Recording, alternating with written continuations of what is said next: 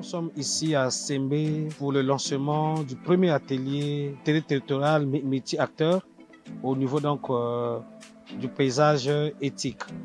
Alors, nous sommes là pour mettre les bases, sinon les jalons du projet pilote qui va être expérimenté. Et donc, nous sommes en train de travailler pour co-construire ensemble avec tous les acteurs impliqués dans la mise en œuvre de ce projet pour pouvoir, donc, comme je l'ai dit tantôt, donc co-construire donc le projet pilote. Alors, pour ce premier jour, nous avons suivi donc les allocutions en fait du maire de la commune, en fait la communauté urbaine de Sembé, qui a souhaité son mot, qui a présenté en fait aux participants son mot de bienvenue, et l'allocution en fait d'ouverture qui a été prononcée par le sous-préfet de Sembé.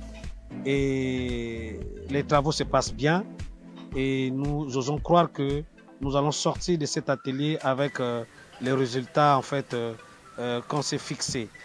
Et nous sommes confiants malgré le retard que nous avons accusé pour la mise en œuvre des activités de ce projet, mais nous sommes confiants que nous allons vraiment rattraper le retard et nous allons aller au Congrès mondial de l'UICN à Abu Dhabi avec les projets en fait qui seront donc retenus ici au niveau territorial.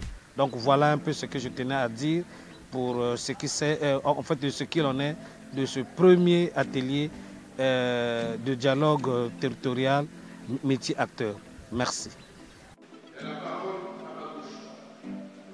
Et cet atelier est le bienvenu parce que les activités minières, forestières et agricoles ont un impact très fort sur la biodiversité dans le département de la Sangara. Donc cet atelier va nous permettre de regarder les approches de solutions pour inverser la tendance de l'impact de ces activités sur la biodiversité. Donc je suis très heureux d'être ici pour donner ma petite contribution afin que les choses aillent de l'avant.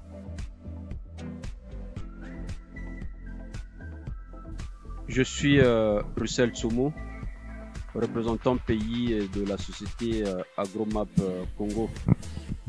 Et ici, nous sommes dans le district de Sembé pour une activité avec WWF Congo dans le cadre du projet BioDev 2030. Et BioDev, c'est une initiative de l'État congolais et qui est donc sous la tutelle du ministère de l'Environnement, du Développement durable et du Bassin du Congo. Et donc cette initiative qui se réalise donc avec l'appui des partenaires comme l'AFD Expertise France et avec WWF qui est donc acteur de mise en œuvre donc de ce projet BioDev sur le terrain. Et donc Agromap en tant que partenaire et accompagne donc WWF Congo à identifier des actions prioritaires dans la zone éthique. La zone éthique où WWF mène depuis quelques temps des activités de conservation de la biodiversité dans cette zone. Et donc, il a été donc remarqué cette zone qui regorge pas mal de ressources fauniques, qui a vraiment une grande potentiel en matière de biodiversité.